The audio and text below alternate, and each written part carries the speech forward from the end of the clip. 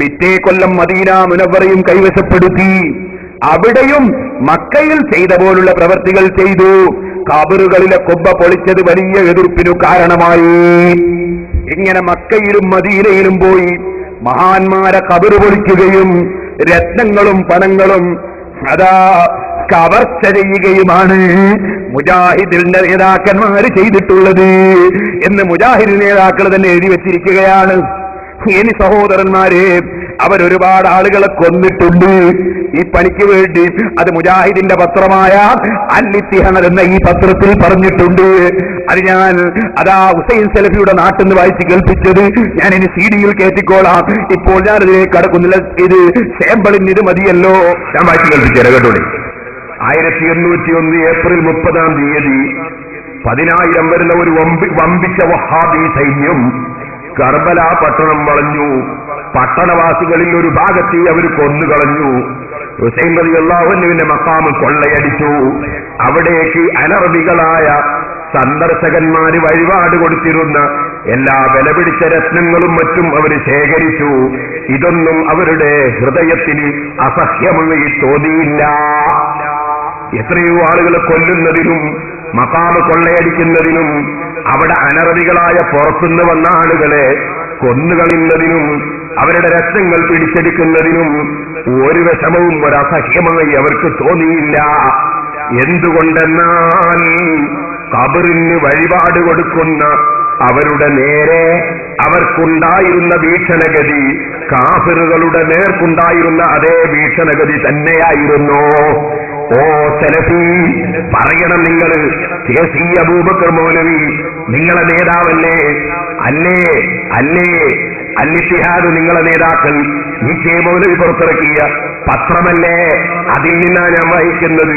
അതെ, ഖബറിൽ നേർച്ച ചെയ്യുന്നവരോട് കാഫിറുകളോടുള്ള വീക്ഷണഗതി തന്നെയായിരുന്നുവെന്നും അതെ ഖബറിൽ നേർച്ച ചെയ്തവരെ കൊന്നുകളയുകയാണ് ചെയ്തതെന്നും അതുപോലെ മഖാം കൊള്ളയടിക്കുകയാണ് കർബലയിൽ നിങ്ങൾ ചെയ്തതെന്നും നിങ്ങളെ പത്രത്തിൽ നിങ്ങളെ നേതാവ് എഴുതിയിട്ടില്ലേ? ഇനിയും എത്രയോ വായിക്കാനുണ്ട്. ഞാൻ വിശദമായി പറയാൻ സമയം പോരാ. ഞാൻ ഒന്നുകൂടി വായിച്ചു കൽപ്പിക്കട്ടെ, കേട്ടോളൂ. എന്നാൽ വഹാബികൾ ഈ അവസരം അസലായി ഉപയോഗിച്ചു.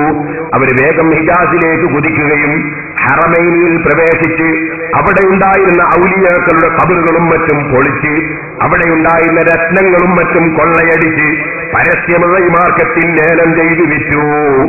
ഇത് നിങ്ങളെ നേതാവ് KC അബൂബക്കർ മൗലവി എഴുതിയിട്ടില്ലേ? ഈ മൊയ്ത മൗലവി മാത്രമല്ല, ഇനി കേട്ടോളൂ. വെള്ളിക്കിനാദികളും വെള്ളിപ്പാത്രങ്ങളും വെള്ളി വിളക്കുകളും അവർ ഉരുക്കി വിറ്റ് അതിന്റെ വില പരിശുദ്ധ നാടിന്റെ സംരക്ഷകന്മാർക്ക് വിധിച്ചു കൊടുക്കുകയും ചെയ്തു. ഈ സംഭവം ഹിജ്റ 1220 ക്രിസ്താബ്ദം 1805 നടന്നത്. ഇനിയും കേട്ടോളൂ. അലി റളിയല്ലാഹു അൻഹുവിന്റെ ഖബർ ആക്രമണം. പിന്നീട് വഹാബികൾ ഇറാഖിൽ അലി റളിയല്ലാഹു അൻഹുവിന്റെ യാറത്തിലേക്കാണ് തിരിച്ചത്. എന്നിട്ട് അതിനാക്രമിച്ച സംഭവവും പറഞ്ഞിട്ട് പിന്നെയും കാണാം എത്രയാണ്. അടുത്ത കൊല്ലം വഹാബികൾ ഫുറാത്ത് നദിയുടെ കരയിൽ സ്ഥിതി ചെയ്യുന്ന ആന ആക്രമിക്കുകയും എന്നിട്ട് ദിമസ്കിലേക്ക് മുന്നേറുകയും ചെയ്തു. അന്ന് അവിടുത്തെ അമീറായ യൂസുഫ് പാഷയെ അവിചാരിതമായി പിടികൂടിയതുണ്ട്. അദ്ദേഹം അവരോട് സൗഹാർദ്ദം കാണിക്കുവാൻ നിർബന്ധിതനായി. അദ്ദേഹവും പട്ടണവാസികളും വഹാബി പ്രബോധനം സ്വീകരിച്ചു കൊള്ളാമെന്ന് വാഗ്ദത്തം ചെയ്തു. കൂടാതെ അവിടുന്ന് ഹജ്ജിന് വരുന്ന കാഫിലയെ ദ്രോഹിക്കരുതെന്നും പറഞ്ഞുകൊണ്ട് അദ്ദേഹം അവർക്ക് കുറെ സംഖ്യയും കൊടുത്തു. വഹാബികൾ കൈക്കൂലി വാങ്ങിയത് എന്തിനാണ്? ഹജ്ജിന് വരുന്നവരെ ആക്രമിക്കാതിരിക്കാൻ. എന്നാ കേട്ടോളൂ, എന്നിട്ട് ഇവർ ചെയ്ത അക്രമം എന്താണ്? എന്നാൽ വഹാബികൾ ആ സംഖ്യ വാങ്ങുകയും കുറെ ദൂരം കാഫിലയുടെ കാവൽക്കാരായി പോവുകയും ചെയ്തുവെങ്കിലും വഴിമധ്യേ വെച്ച് ഹജ്ജാജികളുമായി വഴക്കുണ്ടാക്കിയത് നിമിത്തം കാഫിലയുടെ സാമാനം അവർ പിടിച്ചെടുത്തു. അതെ, ഇത് മുജാഹിദിന്റെ നേതാക്കന്മാര് അവരെ പത്രത്തിൽ എഴുതാ. ഇനി നിങ്ങൾക്ക് കേൾക്കണോ? അങ്ങനെ എത്രയോ ആളുകളെ കൊന്നു. അലി ഇബ്നു അബീ താലിബ് തങ്ങളുടെ കുബ്ബയെ പൊളിച്ചു. അതുപോലെ മഹാന്മാരുടെ പരട് കുബ്ബകൾ ഇവര് പൊളിച്ചു കളഞ്ഞു. അങ്ങനെ ഏറ്റവും പുണ്യമുള്ള സ്ഥലമായ കഅബയിൽ കവർച്ച നടത്തിയൊരു കൂട്ടര്, മക്കയിൽ നിന്നും മദീനയിൽ നിന്നും കവർച്ച നടത്തിയൊരു കൂട്ടര്, ഇവരല്ലാതെ വേറെയുണ്ടോ മുസ്ലിമീങ്ങളെ? ഇതിനെക്കുറിച്ച് ഞാൻ നാദാപുരത്ത് വരുന്ന സലഫിയോട് ചോദിച്ചപ്പോൾ അയാൾ പറഞ്ഞത് എന്താണെന്നറിയോ? ഭരണം കിട്ടിയപ്പോ ഞങ്ങളെ നേതാക്കന്മാര് ഇസ്ലാമിനെതിരായ അങ്ങനത്തെ ചില കാര്യങ്ങളൊക്കെ ചെയ്തിട്ടുണ്ട് എന്നാ പറഞ്ഞത്. ഇസ്ലാമിൽ അനുവദിക്കപ്പെട്ടിട്ടില്ലാത്ത അത്തരം സംഗതികളെ അധികാരം കിട്ടിയപ്പോൾ അവർ ചെയ്തിട്ടുണ്ട്. അതിൽ സംശയം ഒന്നും വേണ്ടതില്ല, ആരും നിഷേധിക്കുന്നില്ല. എന്റെ മുസ്ലിമീങ്ങൾ മനസ്സിലാക്കണം. ഒരിക്കൽ അയാൾ പറഞ്ഞു നോക്കി, ഞാൻ ഇബ്നു അബ്ദുൽ വഹാബ് ഞങ്ങളുമായിട്ട് ബന്ധമില്ല. അപ്പൊ ഞാൻ പുസ്തകം എടുത്ത് വായിച്ചു കൊടുത്ത്, അവരുടെ ഏറ്റവും വലിയ നേതാവ് ഇബ്നു അബ്ദുൽ വഹാബ് ആണെന്ന് അവരുടെ പുസ്തകത്തിലുണ്ട്. ഇസ്ലാഹി പ്രസ്ഥാന ചരിത്രത്തിനും ആമുഖം എന്ന പുസ്തകത്തിലുണ്ട്. അത് മുജാഹിദ് സെന്ററിൽ നിന്ന് പ്രസിദ്ധീകരിച്ച ബുക്കാണ്. അതിൽ പറഞ്ഞ് ഞങ്ങളെ പ്രഭാവ കേന്ദ്രമെന്നാണ്. ഇയാൾ അന്യായിയാണ് എന്ന് പറഞ്ഞാല് അത് വളരെ മോശം തന്നെയാണ്. കഅബത്തുനിന്ന് കവർ ചെയ്യുന്ന കക്ഷികളാണെന്ന് തന്നെ മോശമല്ലേ? റൗള ശരീഫിന് കവർ ചെയ്യുന്ന ആളാണെന്ന് തന്നെ മോശമല്ലേ? പക്ഷെ ഈ മോശം നമ്മളാരും എഴുതിയല്ലോ, അവരുടെ പുസ്തകത്തിൽ അവരും എഴുതിയിട്ടല്ലേ. നമ്മൾ അവരുടെ എതിരാളികൾ എഴുതിയതല്ല ഉദ്ധരിക്കുന്നത്, അവരും എഴുതിയല്ലോ ഉദ്ദേശിച്ചത്.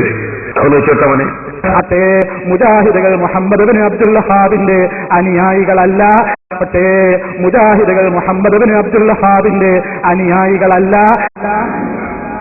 അപ്പോ മുജാഹിദുകൾ മുഹമ്മദ് അബ്ദുൽ വഹാബിന്റെ അനുയായികളല്ല എന്നപ്പം പറഞ്ഞു. എന്നാ മുജാഹിദ് സെന്ററിന് പ്രസിദ്ധീകരിക്കുന്ന പുസ്തകത്തിൽ പറഞ്ഞത് എന്താണ്? ഈ പുസ്തകത്തിൽ പറഞ്ഞത് മുസ്ലിം ലോകത്താകമാനം ഇന്ന് വിശ്വാസ വിജ്ഞാന സാമൂഹ്യ രാഷ്ട്രീയ സാംസ്കാരിക മണ്ഡലങ്ങളിൽ അലയടിക്കുന്ന പുതിയ ചൈതന്യത്തിന്റെ ഉത്ഭവ കേന്ദ്രം ഈ പരിഷ്കർത്താവത്രേ.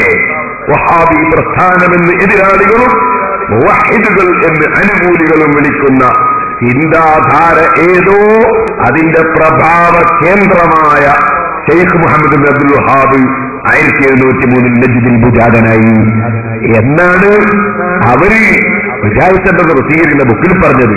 മൗലവിക്ക് ഇത് കേട്ടുനോക്കുമ്പോ എന്തോ ഒരു നാണക്കേടി. ഞങ്ങളെ അയാളെ അനുയായികളല്ല. അപ്പൊ നിങ്ങൾ മനസ്സിലാക്കണം, കവർച്ച ചെയ്യലും കബറ് പൊളിക്കലും അതുപോലെ കൊല്ലലും മാത്രമാണ് ഈ കക്ഷികളുടെ ആദർശം. ഓ സലഫിയെ ചോദിക്കട്ടെ, പിന്നെന്തിനാ ചേറ്റിയേട്ടിയിൽ വന്നിട്ട് ഞങ്ങൾക്കൊരു കേസുമില്ല, ഞങ്ങളൊരു തീവ്രവാദത്തിനുമില്ല എന്തിനാണ് പറഞ്ഞത്? സലഫി വടി കൊടുത്ത് അടി വാങ്ങണോ? സലഫി